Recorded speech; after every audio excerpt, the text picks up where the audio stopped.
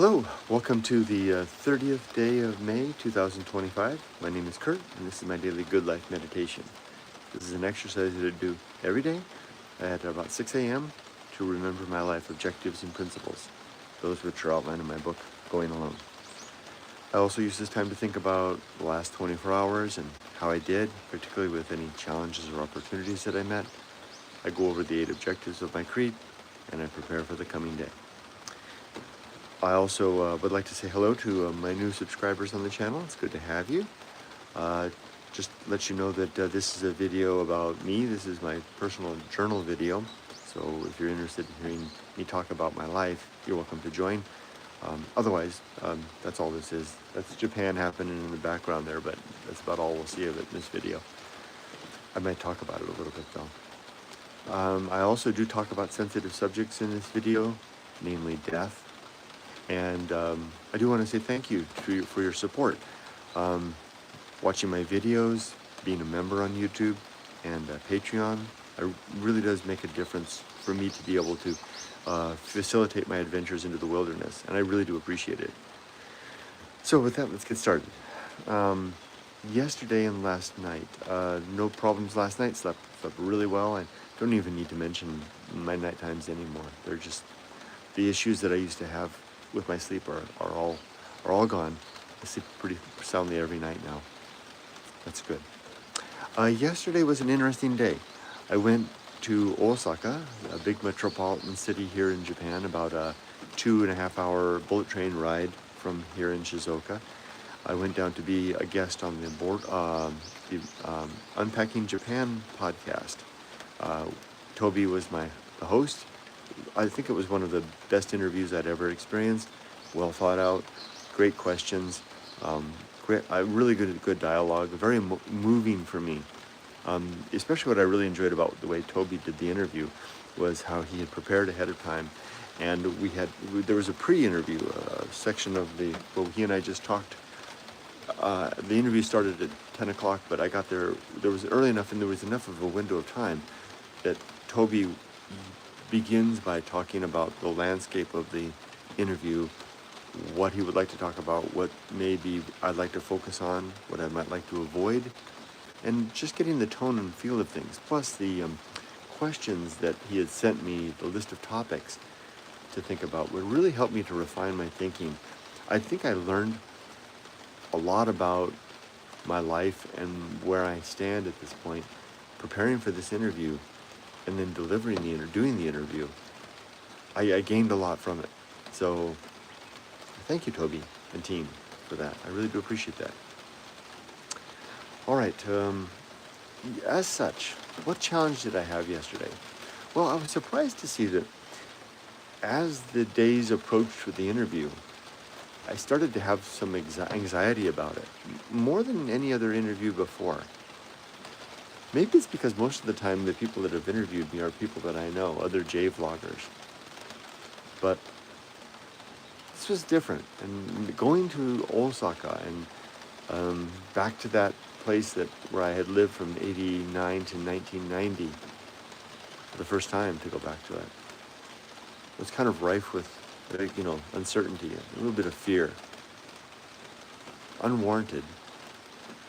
Although, seeing what I saw, which was basically that the world moves on without me, it would be like being an actor and having a part in a play, and then retiring from acting.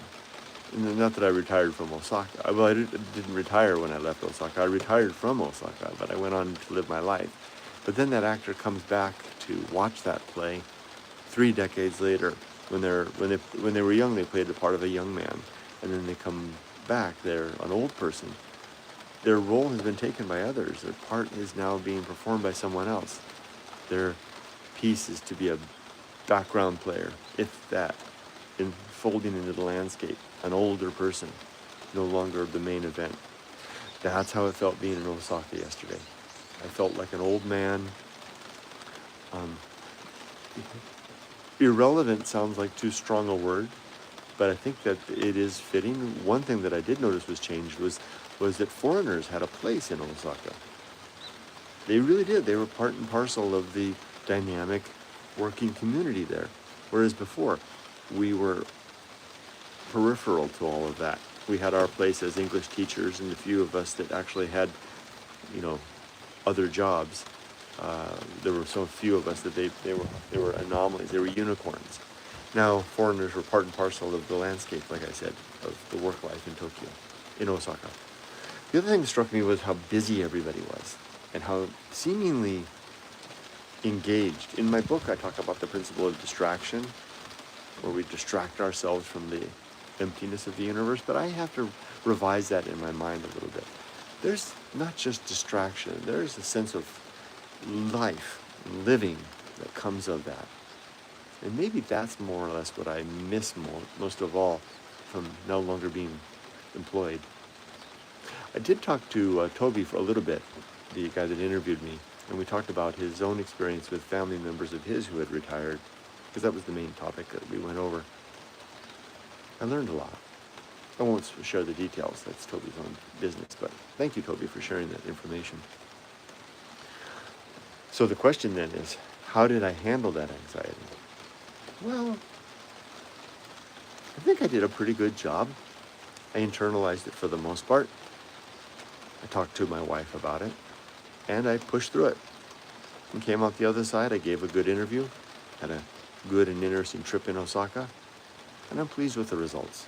So I would give myself a good score on that. Nothing surprised me otherwise. Didn't have anything that ambushed me throughout the day, surprisingly. Oh, I will tell you this. I learned that ChatGPT is great for helping when you're navigating the subway system that you don't know where you are. I just told it where I wanted to go.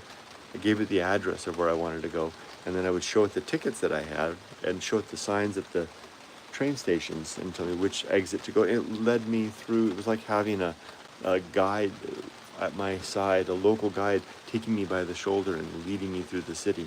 And I got there exactly where I needed to go, perfectly on time. I was really pleased. Thank you, ChatGPT.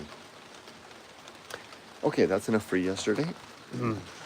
The 8 objectives of my creed are as follows. Number 1, to be always ready to die. That means I need to have my affairs in order, my relationship sound, and my life's work needs to be complete. And they are, so I am ready to die. Number 2 is to make good and effective use of my time so that I'm not wasting my days. I feel like sometimes, like in the last couple of weeks, I've been spending a disproportionate amount of time dwelling on the transition from being a working man into being a retired man. I don't think that that's been gratuitous. I think it's been healthy because this deserves a lot of thought. This is really an interesting change, and it's a once-in-a-lifetime experience, so I'm granting myself that. It's probably coming across in my videos a lot. And I'm going to grant myself that too, like for all the aforementioned reasons. That's a good use of time. This morning I contemplated, I've already been out in the rain walking, and I went for a long walk, and I contemplated trying to make a wholesale shift from speaking my mind about what's really happening at this point in my life to curating an experience more tuned to the day-by-day adventures of retirement. I'm not going to do that. I'm going to continue to unfold it as it happens, and if it's too generous in the discussion of that one subject, then so be it. People will watch or they won't. It's my retirement blog after all. Number 3 is to develop and maintain good and sound life principles so that I have values that I'm abiding or attempting to abide, and I have helpmates, so to speak, in terms of principles that can help me as tools along the way. Number 4 is to cultivate good emotional reactions so that I respond well to the difficulties of life. Not always easy. That's been a struggle. It's an ongoing battle all my adult life to bring my emotions under control. Not so that they go away, but so that they don't become the leaders, right? So I don't want to be led by my feelings. I'd rather my feelings be managed by my reason and my conscious efforts.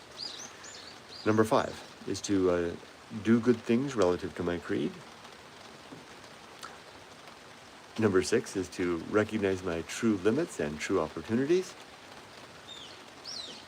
Number 7 is to do just one thing at a time and do that thing slowly, deliberately, and carefully.